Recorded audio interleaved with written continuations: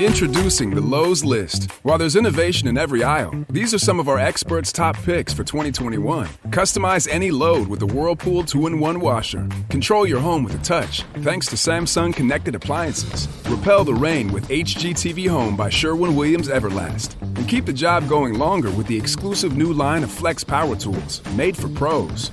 To see who made the full Lowe's list, visit Lowe's.com. Lowe's, home to any budget, home to any possibility. The following is a Hoop Ball presentation.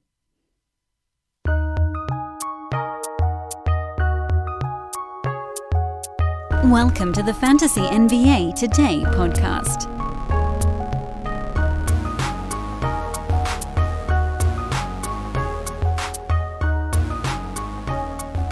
Howdy, friends. Welcome to the Tuesday edition of Fantasy NBA Today, your off-season fantasy basketball exploration pod. Always a pleasure to have you guys along. I'm your host, Dan Besbris, and this is a Hoop Ball presentation, hoop-ball.com, the website. You can follow Hoop Ball on Twitter, although I'll admit there isn't a whole lot going on in the news feed right now, since most folks are not actually playing fantasy, but we got some good stuff kicking around. They're at Hoop Ball Fantasy on Twitter. Actually, the more interesting stuff right now that Hoop Ball's got going on is the team coverage. The guys following the teams in the playoffs right now. For instance, we had a Boston Celtics podcast come out this morning. You can follow them over at Hoop Ball Celtics. The Hoop Ball Grizzlies guys are absolutely kicking you-know-what. They're at Hoop Ball Grizz, G-R-I-Z-Z. And then, of course, our buddies over at Hoop Ball Gaming, among so many others. Please do check out some of our the Twitter feeds that settle under the Hoop Ball umbrella. I am at Dan Besbris. You guys knew that already. DANBESBRIS. Let's dive in. We've got, I'm not big into the recap stuff right now. Recap is pretty easy. Milwaukee bounced back, beat the hell out of Miami in the earlier of the two games yesterday. Bucks shot 49%. Heat just 40. Miami missed a ton of free throws, and Milwaukee just hit everything. I mean, they hit every three-pointer on the face of the earth in that first half. They put up 46 in the first quarter, I think. Giannis had 31, so he bounced back. Bryn Forbes got lava hot in yesterday's ball game. Pat Connaughton got lava hot in yesterday's ball. I mean, they were dominant. And then the numbers were a lot higher until garbage time. I think the team scored like 2 points the last 3 minutes while the backups to the backups were just clanging away on both sides. Remember when the Heat traded for Nemanja Bjelica? Don't really still know what the hell that was all about. They gave up Mo Harkless in that deal. Probably a contract thing. In any event, we had the over in that ballgame, and that hit. Should have hit even easier than it did, but it went over, and you had a couple buckets to spare. So that worked out nicely. From a pace standpoint, the things that you look at in that ballgame and try to draw a few conclusions is that the Bucks obviously way overperformed their number. They put up a $132. The expected number for them was more like 119 at the pace they were playing. But they hit 18 of their 20 free throws, so that was good. And then 22 three-pointers obviously did a lot of the damage as well. And then on the other side, the Heat far underperformed their mark. They took a ton of free throws in yesterday's ball game, but didn't make them. Only 11 turnovers, so that wasn't too bad, but shot 40% from the field. Again, the Bucks are just laser-focused right now on the defensive end. I've got to think that there's a tiny lapse in that as they head to Miami. But still, this was one where I leaned Milwaukee, and I know that I was a little bit out on an island. I was even actually at a very small function this last weekend. There were like 6 or 7 of us outdoors with masks on, if you guys are curious. You guys don't need to know what it was about. It was actually more of a sad function than a good one. But I had someone talk to me like, well, you know, I'm all over the Heat. I'm like, well, let's not get nuts here, because the bubble was so very different, and Miami was in such a special place in the bubble. They were not that far from home, not that it mattered. Once you're in it, you're in it. And then Jimmy Butler was he was on another planet. His focus was just different. He was one of the few guys that really wanted to be there. And now you got this Bucks team that doesn't need that stuff. They've got their home crowd, teams that hit 85% vaccination. Their different restrictions are loosening. And they're having fun. But this is a beatdown, and where I normally look at totals And I've got to think this one, total ended at 223.5. I bet it doesn't move a whole lot off of that mark. As you look back at the number on this ballgame, this is where the recap to me is more important. It's on the betting side. The Heat probably should have finished somewhere around 110 because they got out-rebounded 61-36. So there was a pretty big possessions gap between the two teams, something like almost 10 of them, really. And then the fouls covered some of that stuff. Bucks had more turnovers than the Heat. Doesn't really matter how you got there. The point is, the expected total on this ballgame was more like, it was pretty close to where it was, actually. I think they went over by like 1 or 2 over the expected mark. So I still like the over. The thing that I'm concerned with as they move to Miami is, are the Heat able to slow Milwaukee down a little bit? Because they don't want to get out and run with the Bucks. Giannis just annihilates teams when he gets into the open court. So Miami's going to be trying to dictate the pace a little bit. And if they don't fall behind by 20, they won't have to chase quick buckets the whole ballgame. So I would look at an under as we kind of glance ahead at their Game 3. I might also look at Miami and a bounce back after getting throttled. Denver beat the hell out of Portland in the late game as well, 128-109. Nuggets shot 54% for the ballgame. They actually were at 66% for the first half in this one. It's actually remarkable. I had the under, and that was not a good wager in this particular ballgame. It's actually kind of amazing that the game was even close to the total. I think it went over by about, it was at 227 when we got in on it, so it went over by 10 points. There was a stretch in the second quarter where the teams combined to score 44 points in 7 minutes. By the way, that pace, which is 6 and change points per minute, if you extrapolate that over an entire ballgame, you're talking about almost 300 points. Obviously, that wasn't going to keep up an entire ballgame. Jokic was brilliant again. 15 for 20 from the field, 6 of 6 at the free throw line. He did have 5 assists in this ballgame, so that was a little bit better for him. But the Nuggets were they made everything. They made everything. The Blazers actually weren't that terrible in this ballgame. Dame was great. The rest of the Blazers were not particularly good, so I guess it's not fair to say they weren't terrible. CJ was okay, but he turned the ball over a bunch and really wasn't very good on defense. And going into this second game, I wondered, could the Blazers roll the Nuggets? And we should have given more faith to the idea that Denver was not going to just play dead, not with the way that team is built, and as good as they are offensively, no matter who you put around Jokic, they're going to score some points. Interesting little footnote on this game, however, is that this was another one where, actually I shouldn't say another one, because the first one, the total really didn't belie the pace at all. This was a game where the total did, for the second game in a row between these two teams, the total belied the pace of the ballgame. Blazers had 21 turnovers, so if you're wondering about the shot discrepancy, that's where a lot of it fell. But, and we figured there'd be more turnovers in this game after almost having none in their Game 1, but the foul shots also spiked considerably. Teams combined to shoot 58 free throws, and so that kind of wiped out some of the under gains that we were seeing because of all of the turnovers. So the Blazers were actually they were almost right on the mark for their number. They scored 109 based on some fuzzy math. They were probably expected to score somewhere between about 105 and 110 on how fast the game was moving, at least on their side. Rebound battle was relatively close in this one. Nuggets with 12 steals. That led to some easy buckets as well. On the Denver side, they were actually expected to score about 113, and they went way over the mark thanks to not having a ton of turnovers, making 24 free throws, and hitting 54% of their shots overall. So they went way over the expected marker. Jump into summer with savings at Lowe's. Make your outdoor spaces shine with the Greenworks 2000 PSI electric pressure washer. Clean everything from patio furniture to siding to the driveway quickly and easily. Plus, the 11-inch rotating surface cleaner helps you clean more flat surfaces in less time. It's now at Lowe's for only $169. Shop in-store, online, or through our app today. Lowe's, home to the best part of summer. Offer valid through 6/2 while supplies last. U.S. only. So the fact that this game went over by 10, it actually tells me that the total was fairly accurate where it was. I know it's hard to believe, But with the Blazers expected to be around 108 and the Nuggets expected to be around 100 and, what did I just say, 13 or so, that would be 221. So this game actually probably should have gone under by about 2 to 3 possessions, but thanks to the Nuggets just being so damn good on offense, it ended up going over by 10. So we'll keep an eye on that one. I'm nervous about going back to the well, but I would consider doing it.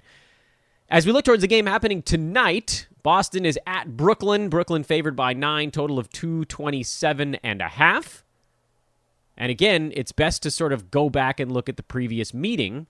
These two teams had a long layoff here. I don't entirely know why. They played on Saturday. They don't go again until Tuesday, but whatever. First game had a total of 223. Brooklyn was favored by 8, and Brooklyn won at 104-97. It was an extraordinarily low-scoring game. I can't imagine that happens again in this one.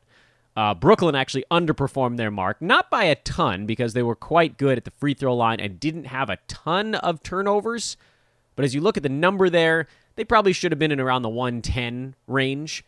And then Boston, who also struggled mightily in this one, they also should have been around the 110 range. So they underperformed by about 17. So this one was under by about 20. Problem is, that still would have been an under on 233 by a lot. Well, the total's been adjusted down to 227 by 6. That first game pace had it around 220. I would expect at least one of these games to actually overperform their marker somewhere along the line because, Brooklyn's not exactly known for their defense. I know Boston doesn't really have the centers to take advantage of Brooklyn's big, weak link, but I also don't expect the key guys to shoot as poorly as they did. You can play great defense, but everybody was bad. Like, everybody was bad, with the exception of Kyrie Irving. He was the one superstar who had a pretty good ball game. KD, 32 points, but it took him 25 shots to get there. James Harden, 21 points on only 13 shots, but it was mostly because of the free throw line. And then for Boston, Evan Fournier, 3 for 10. Jason Tatum, 6 for 20. Kemba Walker, 5 for 16. One of those guys is going to be better in this ball game. And maybe that isn't enough to get us all the way there.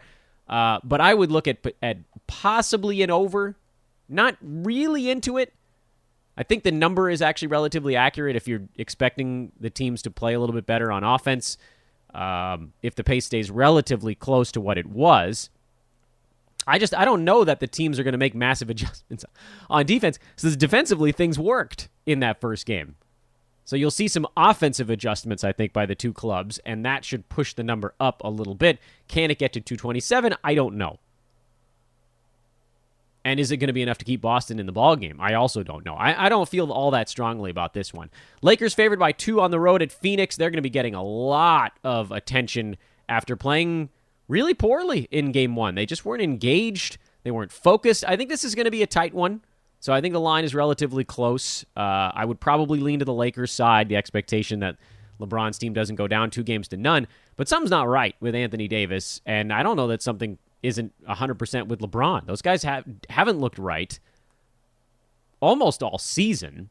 They were close to right at the beginning of the year. AD wasn't even right. Anthony Davis hasn't looked okay this entire season. LeBron looked okay early in the year, but he hasn't looked right since the ankle stuff. So I don't know. Total of 210 pretty accurately reflects the knockdown, drag-out kind of ball game these two teams played on Sunday. Lakers got to the free throw line a lot, were unable to capitalize there. They shot just 61% at the free throw line. So again, we'll do a little fuzzy math. Lakers underperformed. This pace had them at about 104 if they were decent offensively. Phoenix was somewhere in the neighborhood about 106. So they also underperformed. That puts the total at 210, which is, ta-da, exactly today's number. I think this one is spot on the money. 210 points. Ever so slightly lean to the under, if only because I think the Lakers do a better job of rebounding in this ball game, and that keeps Phoenix off the offensive glass. And while I don't think Chris Paul's 100% with the shoulder thing, so probably you're looking at another low-scoring game where maybe the Lakers are able to grind it out. My biggest fear is overtime, really. And then finally, Dallas and the Clippers, the late one. I mean, Lakers, Phoenix is also relatively late. Clippers favored by 7, total of 216. Clippers got beat up a little bit in that first one. By the way, they put the total right on the number from that first ball game. Dallas 113, Clippers 103. Dallas is pretty good in that ball game. They actually should have been closer to about 101 based on the pace of that ball game. They overperformed thanks to 17 threes and 50% shooting. The Clippers only 5 turnovers in the ball game. That was very good. So they actually overperformed by a tiny bit. My thought here is that the Clippers are going to play better defense. They're going to rebound better. They're going to play better defense. I don't know if the Mavs hit 17 threes on 50% shooting again here in Game 2. And for the Clippers, they might do a little better on the offensive side, although I do think the turnovers are probably higher than 5. The free throw number seems pretty repeatable. I would look at the Dallas Clippers under in this ball game. Dallas doesn't like to run. Clippers, maybe they will a little bit, but you can see Dallas' strategy. I mean, if they're making buckets, that makes it harder for the Clippers to run. So one thing sort of cancels out the other, and as series move along, you do tend to see them slow down a little bit. Clippers will make defensive fixes here. Dallas did very well on the offensive side. Very well. And maybe they will again. Dallas is a very good offense. Luka's great. Maxi Kleber's a little dinged up, but I don't know that is going to play a colossal role on the offensive side. But, look, Dorian Finney-Smith, 4 threes, THJ, 5 threes. Those things can happen, but those two guys probably aren't going to have 39 points on 22 shots between the two of them again. Probably get more out of Kristaps. Maybe. I don't know. I mean, he could get pushed around a little bit. And then Luka was about as good as you could hope in that first game as well. What about the Clipper side? As you're sort of sizing things up. Yeah, I guess Kawhi could be a little bit better. But these things have a way of leveling off a little bit. Where the Clippers might shoot the ball a little bit better, but they probably have more like 10 to 12 turnovers instead of 5. So I like the pace to take one click down in this ball game.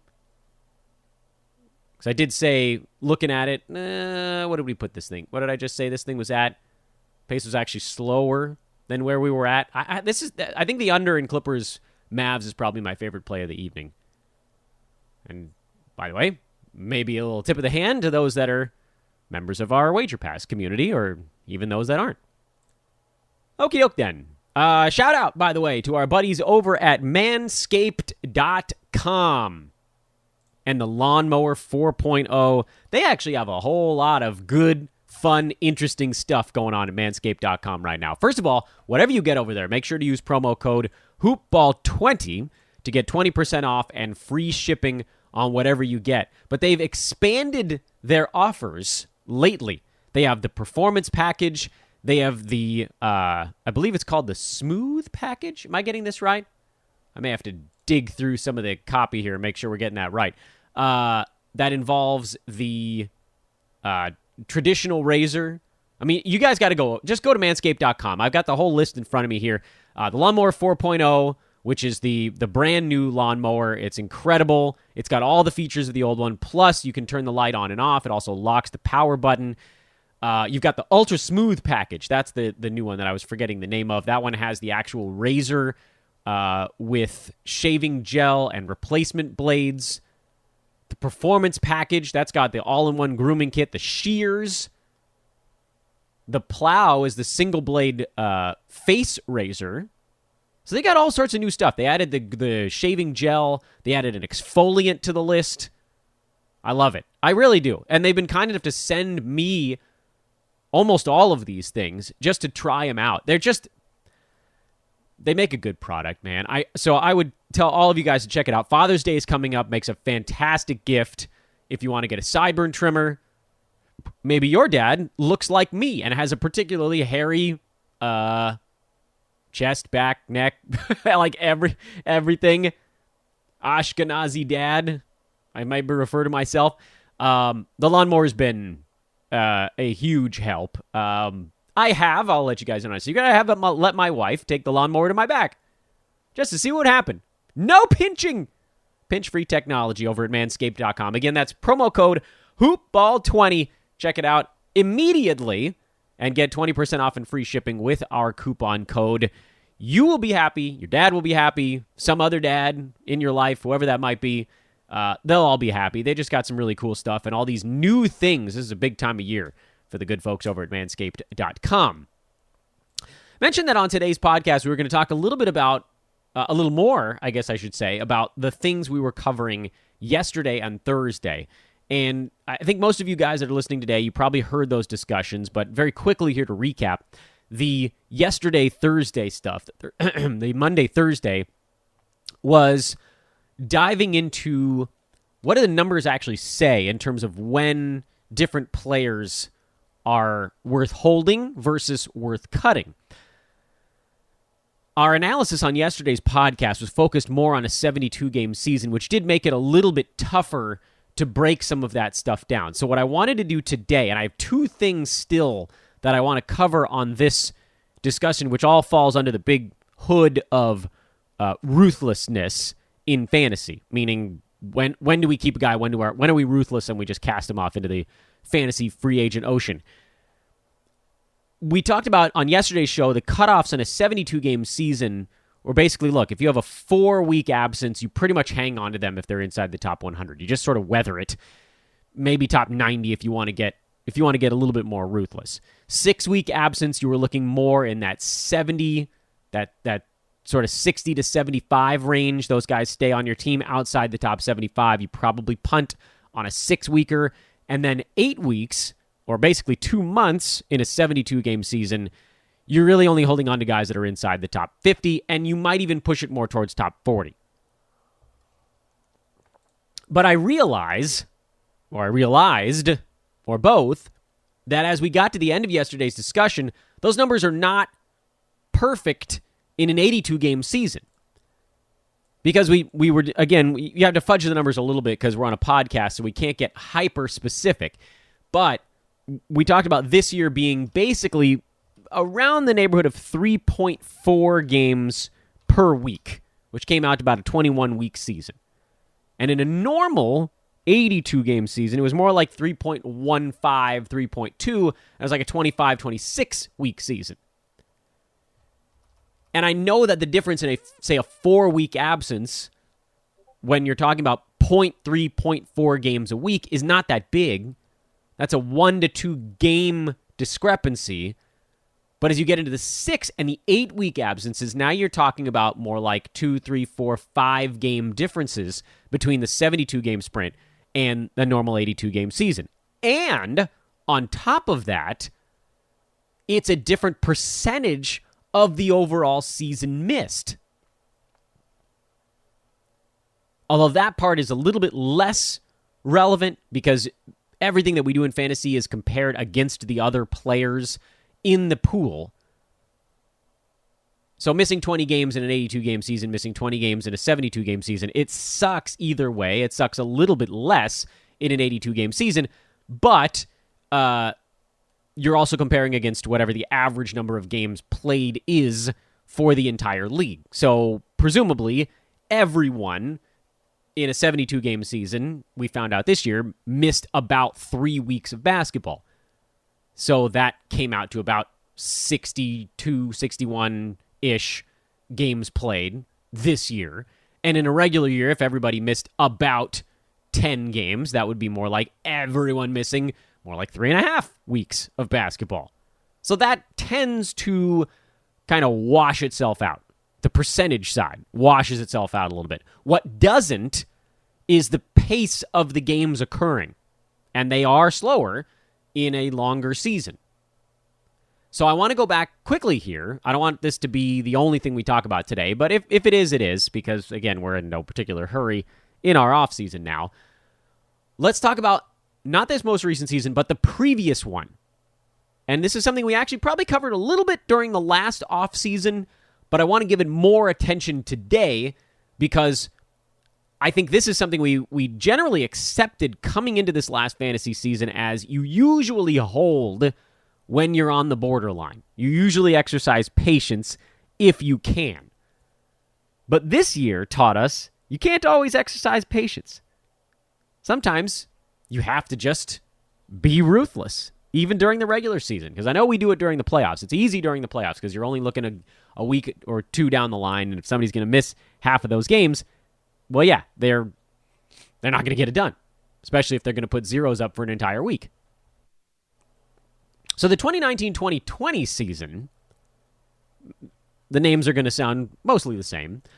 But as you look in that range, and if memory serves, and I didn't run the numbers on this all over again, but the average number of games played, we'll go back 2 years because COVID shortened. The 18-19 season, the average number of games played was somewhere in the neighborhood of about 73 or 74 for the top 150 fantasy players. They generally missed about 8-ish games of a season, about 10%. Maybe a tiny bit more. So 2 years ago, when you look at someone like Giannis, who played 72 games that year, he was number 6 by averages. He was number 9 by totals, but that's actually because a bunch of guys that played 80 games jumped in front of him. It's not because his value was dramatically impacted by how many games he played. I think he was ever so slightly above league average at 72 games. So maybe it was more like 10 games missed 2 years ago. So what does that mean for our study today? Well, I just used him as an example at the top of the board because I wanted you guys to know that around 10 games was the average number of games missed. Let's look at guys who missed about 4 weeks of games. And as we talked about already, 4 weeks times about, well, let's see. We're going to divide 82 games by about 25 weeks. Whoops. Bad math. We can try that again. It was 25 and a half. So it was around 3.2-ish. 25 and a half games per week. So if you take that and you multiply that by 4 weeks, you're going to get... Whoops, I hit the wrong button on a calculator again. But suffice it to say, it's like 12, it's about 13 games. Here I am trying to do a calculator live on air and screwing it up. It's easier when I could just do it in my head, and that's a lot simpler. So a month-long absence for a player, about 13 games in a normal 82-game pace season. And that would be a guy who played then 69 games. 2 years ago, again, we're looking at these numbers. So let's look at a guy in the top 90 range that played about that many games. And that guy was Kelly Oubre on the Suns. And he was I don't care that he was an easy decision 2 years ago because he got hurt right at the end of the regular season and then sort of just missed games rolling out the rest of the way. You could take Trevor Ariza, who was 2 slots in front of him, and he sort of bounced around a little bit. Doesn't matter. We're just using their names because they happen to be a guy in the range. I don't care about how their games were missed for this part of our discussion. So Oubre was number 88 on a per-game basis, missed 13 games. He was about a half a round back of that in totals. So once again, you're basically saying if someone's going to miss 4 games or 4 weeks in any NBA season, they're probably worth holding if they were worth having on your team to begin with. I think the exception to the rule there are guys outside the top 100 where, again, our discussions right now are really focused on head-to-head leagues. Because in Roto, if a guy's putting up top at double-digit, if he's in the 2-digit range, you're going to hang on to him pretty much whenever. Not all the time, but like 95% of the time you're hanging on to him. In head-to-head, Oubre still put up enough stats. And again, I don't care about when he missed his games for this part of the discussion. You can just call him Player X. Was number 88, missed 4 weeks, roughly, of the season. Oh, maybe that was 2 years ago. No, last year he missed it at the end of the... It doesn't matter. I'm getting my years crisscrossed here. Player X missed about 4 weeks' worth of games. He was top 90 before that. He was top 95 after that. Top 100 after that. So he still was fantasy useful in a head-to-head league. And if you can, you hang on to that guy. What about 6 weeks? Now things get a tiny bit more complicated. Someone in that same range, we were just talking about Oubre, Player X, in the top 90 range, missed 13 games. What about if that same player, it was about 3.21 or so, times 6, is 19 and change games missed? Okay. So who was in the 63 game range in that neighborhood of the ranking board? Nobody. So that doesn't help us very much. There's literally no one in that range that missed about 6 weeks worth of basketball. Nobody. Not for good gravy. There really weren't that many players in the NBA that missed 6 weeks worth of games in that range. Well, let's dig a little deeper. I think we're moving off the board here. Come on, find someone for our discussion. This is the downside to me doing this analysis live on air with you guys. Oh, nuts. Well, the closest guy we can find is all the way up at number 61. Or if we go down the board, the closest guy we can find is number 125. All right, well, we'll go to number 61, I guess, because we need an example of someone that missed about 6 weeks worth of basketball, and that was Zach Levine 2 years ago, who was number 61 on a per-game basis. And when you pull out 6 weeks of games, he falls to number 92. So that is actually a really big difference. 3 rounds, and his value falls from, at 61, he's above the average fantasy player in that group. And in the 90s, he's well below it. So if you took someone in the 90 range and applied that same factor to them, they fall way out. But in the 60s, they still stayed in. So I think what we're finding here is that the cutoff isn't actually that different in a normal season than it was in a 72-game season. By a little bit, yes. By a little bit, because 6 weeks in a 72-game season was more like 20 or 21 games missed, as opposed to 19 in a regular season. And that moves the border a little bit farther up the table. Where, again, in an 82-game season, you can probably hold guys into that 75 range, where in a 72-game season, someone missing 6 weeks, you probably only hold through like about 65 or 70. You probably shave about half a round there. And then similarly, in an 8-week absence, again, it just becomes more pronounced in the shorter season. If you go to an 8-week absence, which, again, I'll keep doing the math on air. An 8-week absence on a normal season is about 26 games missed. An 8-week absence in the quick season is like 28. Either way, you're talking about a crap ton of games on the shelf. 28 games out of 72, they're playing 44. 26 out of 82, they're playing 56. So it's a little bit different, but again, you're comparing it to the overall value. Looking at guys that were in that neck of the woods 2 years ago, this is all the way back when Chris Paul was still a member of the Houston Rockets. He actually played 58 games as number 21. And we all remember that was like the downfall of Chris Paul. He was still inside the top 50, missing 24 games. So it wasn't quite the full 8 weeks, but it was pretty close. And if you want to move a little bit farther down the board and look for guys that played games in the 50s, you get to Otto Porter, who missed 26 games. That's pretty much right on the number we were looking for. He was top 40 on a per-game basis, and he was number 102 by totals. So it really is that top 40 range for 8 weeks, like we had talked about. And in the 72-game season, it was just a tiny bit in front of that, like top 35. So that's the adjustment. It wasn't a huge one. I'm glad we did this. I know we didn't.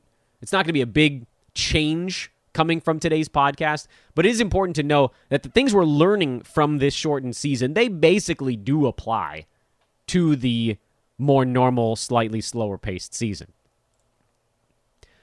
The other thing I want to talk about briefly today, and this may run into tomorrow's podcast, is what about which guy, there's the right word, you can do this, Dan, which guy are you dropping if you have multiple players injured? Is it the better per-game guy who's out longer, or is it the lesser per-game guy who's out shorter? And again, it really does come down to math.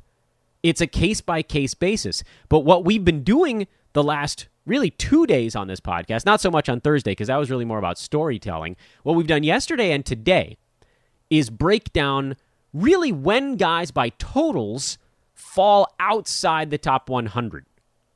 How many games does a guy have to miss, depending on how good they are per game, to fall outside the top 100? So hopefully we actually know the answer to this question already.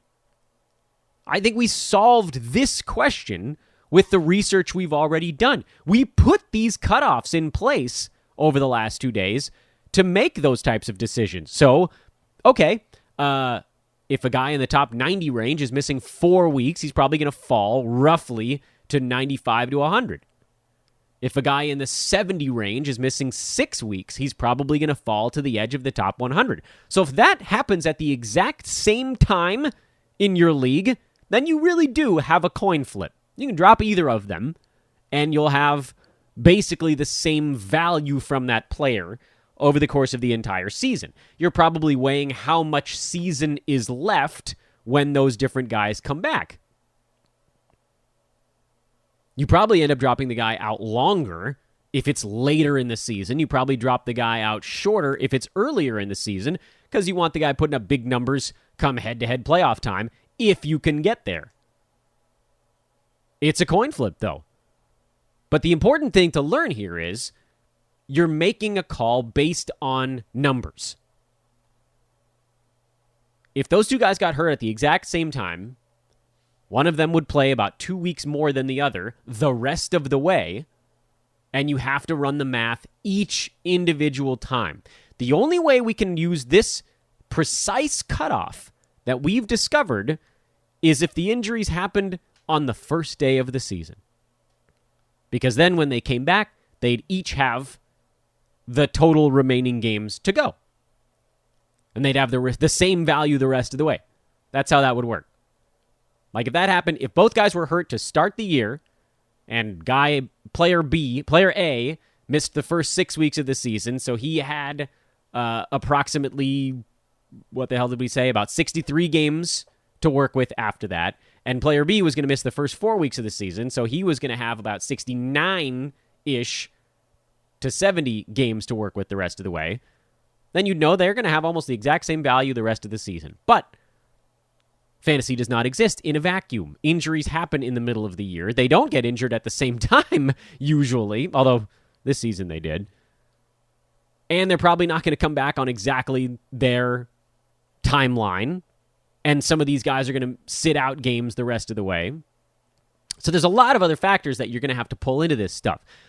What I want you guys to take away from this discussion, and we've probably gone as far as we need to go on this one, so we can pivot into something else starting on tomorrow's show. Maybe we'll do one show midweek here that's focused exclusively on the playoffs. I don't know. We got a lot of things to cover here in the offseason, plenty more lessons to go. But what I want you guys to take away as the main conclusions from the last 2 days of fantasy analysis on ruthlessness is that, number one, yeah, I mean, there's never going to be a point at which you're like, oh, well, these two guys went down. This guy went down for 4 weeks. This one went down for 6, and he's exactly 3 rounds earlier in a per-game rank than this guy, so I'll drop this one. It's never going to work like that. You're going to have to look and see when the guys are going to be coming back, what kind of value they can bring you after that marker. Because with every passing week, the guy who's out longer becomes the worst choice by a little bit more. You guys know what I'm saying here? So let's say there's 12 weeks left in the season. The top 70 guy, who's going to be out for 6 weeks, is going to be a top 70 player for 6 weeks when he comes back. The top 90 guy is going to be a top 90 player for 8 weeks when he comes back. That's actually a really big deal. Because now you're talking about a much larger... Now, see, this is where percentages creep in. You're talking about a much larger percentage advantage for the guy who's out less time. The guy who comes back with only 6 weeks to go, he can only play about 19 to 20 games total. The guy that comes back with 8 weeks to go can play about 26 games the rest of the way. 26 games at a top 90 clip is better than 19 games at a top 70 clip. Even though one guy only missed 2 weeks more than the other, and what we studied over an entire season suggests that those two guys may have the same value for the entire season. But that's not the way it works. Every day you move through the year. You know what? I think I want to give this topic a full day. Let's go into that one tomorrow. Our topic on tomorrow's show will be comparing timelines on injured players at different junctures during the season to help us make these ruthlessness calls. I think we need to be better about this. I think this is one of the things I did the worst this year, so that's why we're spending extra time on it here during the offseason. And hey, if you guys want to get down on some of these bets that I've been suggesting, you should probably do it with our buddies over at mybookie.ag with promo code HOOPBALL, HOOPBALL. Not to be confused with our Manscaped promo code, which is HOOPBALL20. The code for our buddies at mybookie.ag opens up a bunch of different deposit bonuses should you go that direction. But as I've said before on this pod, if you're thinking about opening up an account over there, bug me first. Okay? Hit me first, and I may have a prize for you. And when I say may, I mean will. I will have a prize for you. That's mybookie.ag. Okay, one more day on ruthlessness tomorrow. I thought maybe we could do that part quickly, but I think we need to get into the numbers on it as well. And it's gonna be a little bit. It's gonna be a little dry. I'm warning you guys. Tomorrow's show is gonna be a little bit dry, but I do think that it's gonna be extremely helpful for understanding how we compare those injured players in head-to-head leagues. And then maybe we'll talk about Roto a little bit again by later in the week. Who knows? Maybe there'll be time to go to Bed Bath & Beyond. I'm Dan Vespris, guys. Thanks so much for listening here as we roll through the fantasy offseason. Day 7. I told you I was going to count. I really shouldn't do it. This is Fantasy NBA Today, a hoop ball presentation. Have a great Tuesday, everybody. Enjoy the ball games. Catch you tomorrow.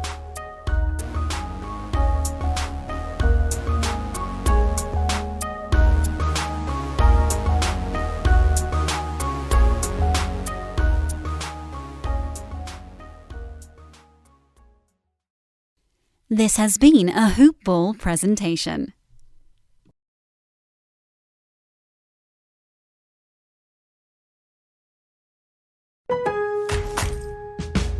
Spring is a great time to make updates to your home's exterior.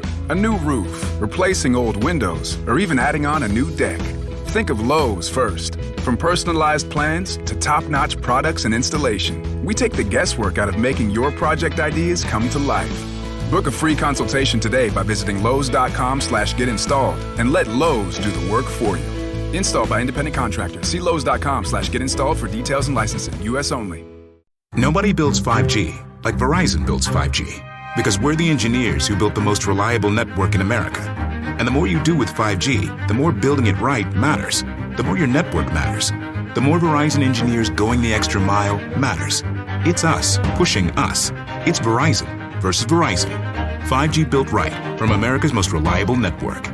Most reliable based on rankings from RootMetrics second half 2020 U.S. report of 3 mobile networks. Results may vary. Award is not an endorsement.